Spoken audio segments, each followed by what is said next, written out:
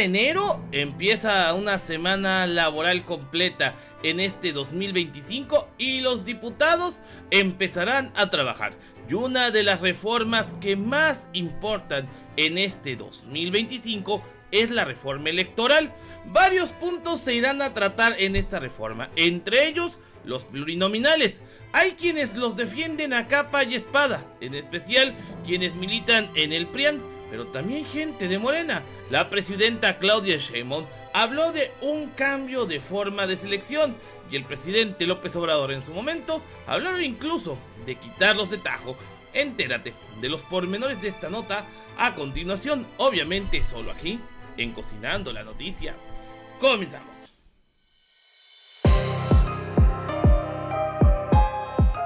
Amigos, ¿qué tal? Excelente martes 7 de enero y sí, así como ustedes lo están escuchando, regresan las sesiones en la Cámara de Diputados, en la Cámara de Senadores, estas sesiones de diputados con senadores, pero bueno, en esta cuestión, mis queridos amigos, uno de los temas que más se van a hablar en estos meses será precisamente las reformas siguientes. Las primeras 100% provenientes de mano de la doctora Claudia Sheinbaum Pardo, reformas a leyes secundarias e incluso a la Constitución. Estas reformas constitucionales se vendrán más o menos a partir de junio, pero son a partir de ya en donde se tienen que sentar precedentes.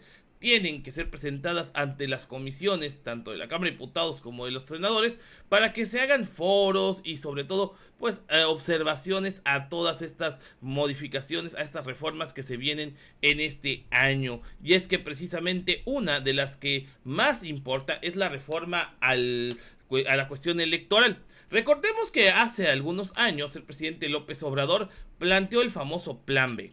Plan B que buscaba primero transformar al INE en un órgano realmente eficiente. Entre las cosas que también se buscaban eran desaparecer los órganos político-electorales locales, es decir, lo que serían los INE de cada estado, sumarlos todos al INE federal para que no se dividieran presupuestos en muchos, sino un solo presupuesto tanto para lo federal como lo local. Además de que también, por ejemplo, en las consultas, en lugar de necesitar el 40% para que se dé una situación como por ejemplo el juicio de expresidentes, se bajara al 30% la participación, tomando en cuenta que el INE en su momento no realizaba las acciones pertinentes para difundir y mucho menos para hacer efectivo el voto de los mexicanos. Entre otras cosas, también en antaño ya el presidente López Obrador había propuesto la eliminación del fuero y también la desaparición de los diputados plurinominales, así como los senadores. Pues bueno, estas peticiones, estas reformas se vienen a engrosar con la presidenta Claudia Sheinbaum Pardo, quien es muy clara y enfática que desde el minuto uno que tomó posesión como presidente de México, ella también añadiría la desaparición de la reelección a senadores, a diputados y a presidentes municipales, además de que también es una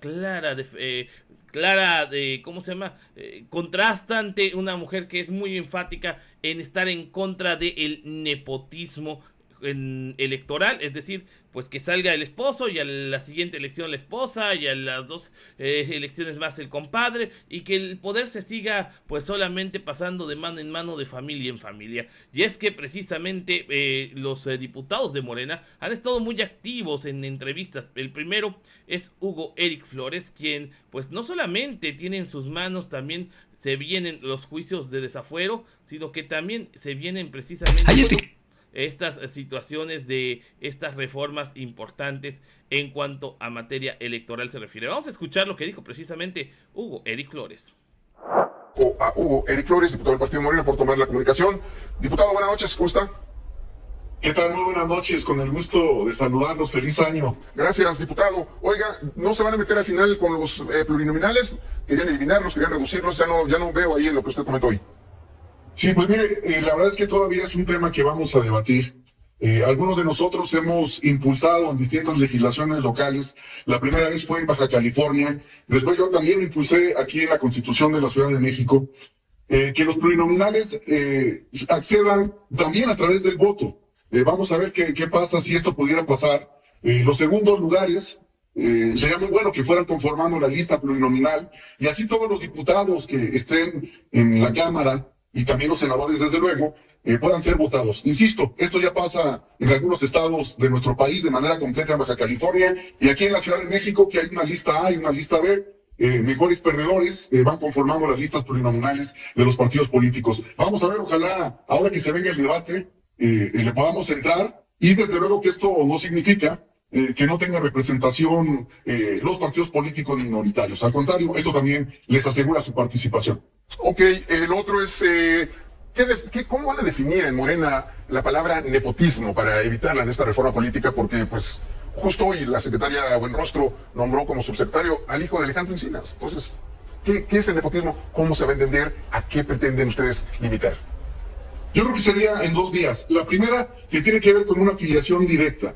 Distintos grados de filiación, por ejemplo, que un presidente municipal deja a su hermano, deja a su hijo, deja a su esposa, dependiendo de los grados de filiación. Ese sería, digamos, el primer camino. Y el segundo, desde luego que esto tendrá que aceptarse así también, cuando hay personas que siguen utilizando, desafortunadamente, a las Juanitas, ¿no? Ponen en cargos, sobre todo de presidentes municipales, a sus esposas o a gente muy afín a ellos, y al final terminan ellos gobernando. Eso es justamente lo que queremos evitar, que personas que sean muy afines terminen haciendo cacicazgos locales. Ese sería el objetivo de esta reforma. No el asunto de las secretarías de Estado y padres, hijos, hermanos, ¿no? Pues mira, yo creo que es un tema de debate que valdría mucho la pena explorarlo. El tema es que de repente también en una familia hay distintos cuadros políticos que si no se heredan cargos y cada quien tiene su propia carrera, a mí me parece que no tendría ningún problema, ¿no? Insisto, hay familias muy dedicadas a la actividad política y si no hay la herencia de un cargo me parece que no se tendría mucho problema. Por ejemplo, el caso de Alejandro Encinas, bueno, el hijo de Alejandro Encinas viene de la Secretaría de Economía en estos momentos, ha venido trabajando de hace tiempo. Él tiene su propia carrera política, que yo no creo que tenga nada que ver con nepotismo, insisto, porque él es un joven capaz, que ha demostrado a través de los distintos cargos que ha tenido en la función pública, pues brillar con luz propia. No creo que sea el caso que necesite que su papá lo esté recomendando. Bueno, pues ahí habría que ver cómo definir brillar por luz propia o no. Pero termino, diputado, con el asunto del financiamiento a los partidos políticos. Se habla de que es la última cruz en el ataúd de la oposición. Sería prácticamente pulverizar ya proporcionalmente pues el poco recurso que le llegaría a la oposición. Bueno, ciertamente no llegan pocos recursos, los recursos son vastos. Aquí tendremos otra vez dos posibilidades. Una, reducir al 50% esta prerrogativa, ese subsidio que le da el Estado mexicano a los partidos políticos. Un segundo punto que, digamos, algunos estamos considerando es cambiar el sistema del financiamiento. Es decir, que ahora no sea público, sino que todos los partidos políticos hagan el esfuerzo para conseguir sus propios recursos con cantidades muy limitadas y todo bancarizado. Se ha puesto desde el 2015 este tema de eliminar el financiamiento público a los partidos políticos y esperamos que esta sí sea la buena. Hay que cambiar este sistema de financiamiento porque desafortunadamente se ha prestado mucho a corrupción y que de repente se piense que se quieran hacer partidos políticos para hacer negocios. Esta no es la idea. La idea es una y es clara. Que esos recursos que se destinan a los partidos políticos se destinen a otras necesidades del Estado mexicano, por un lado, y por otro lado, que se cree un nuevo sistema mucho más transparente, donde los partidos políticos se pongan a trabajar para conseguir sus propios recursos. Ahí está, alguna de las posturas interesantes, sobre todo lo que habla de los plurinominales, y es lo que decía la presidenta. A lo mejor no es desaparecer como tal la figura del plurinominal, que los mexicanos estamos de acuerdo que desaparezca porque existe una sobrerepresentación. Existen 500 diputados, deberían de haber máximo, y yo exagerándote, 320, 21 para un voto de calidad. ¿Por qué? Pongan ustedes 10 por estado. En base a la población, ahí se pueden hacer ajustes. Y creo que todavía son muchos. ¿Cómo se eligen? Hoy por listas. Cada partido elige su lista. Y por lo regular, diputados y senadores son presidentes de partidos, secretarios técnicos, etcétera, que son los que más señalados están en actos de corrupción, como Marco Cortés, Alito Moreno y compañía. La propuesta hoy es, a ver, que los que, aunque hayan perdido, salieron a hacer campaña, pues tengan la oportunidad, en el caso de diputados, de llegar a ser plurinominales. En el caso de senadores, estaría muy bien acabar de tajo con los senadores plurinominales. y de esa manera solamente las fórmulas, como se hace ahorita, lleguen al Senado y la primer minoría. Y en este caso, la primer minoría es el senador que haya perdido la elección y que haya quedado en segundo lugar.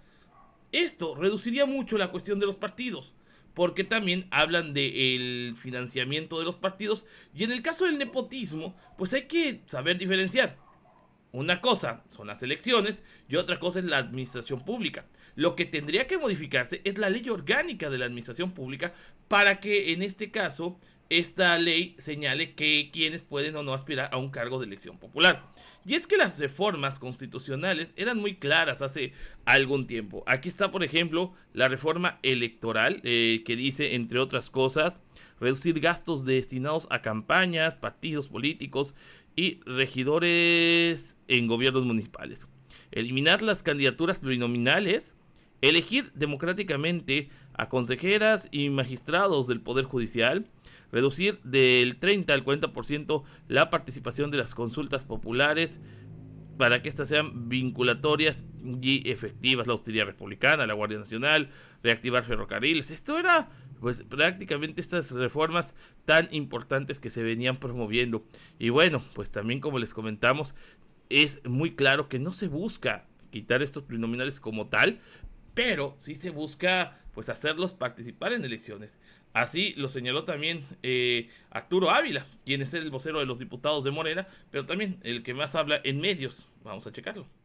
No se busca que desaparezca esta figura por la que el movimiento luchó durante muchos años. Se busca un sistema que sea mucho más competitivo, como los europeos, por ejemplo. ¿Qué quiero decir? Que las listas deberían de estar integradas, por ejemplo, por los candidatos más competitivos, quizás por los mejores segundos lugares. Y en esa lógica lo que sí creemos nosotros es que ese espacio no puede ser ocupado por alguien que simple y sencillamente pues tiene el poder para ocuparlo. Por ejemplo, el PAN, ¿no? Donde Marco Cortés decide que él tiene que ser el número 1 de la lista plurinominal. ¿Por qué? Pues porque es el presidente del PAN, o tipo Alito Moreno. Entonces, este debate público que de pronto yo he visto en varios medios de comunicación que dicen, no, es que los van a desaparecer. No se plantea desaparecerlos. Gerardo Fernández Noroña, ¿tú lo conoces? Claro. Presidente del Senado. Llamó a esta iniciativa fascista. Yo escuché con mucha claridad lo que dijo Gerardo Fernández Noroña, y él decía, no creo que la presidenta esté planteando la desaparición de los plurinominales, y efectivamente la presidenta no está planteando eso sería fascista. La desaparición de los plurinominales. Claro, porque los plurinominales lo que hacen es ayudan a que las minorías tengan cierta representación a pesar de no ganar una elección. Es el principio de la representación proporcional.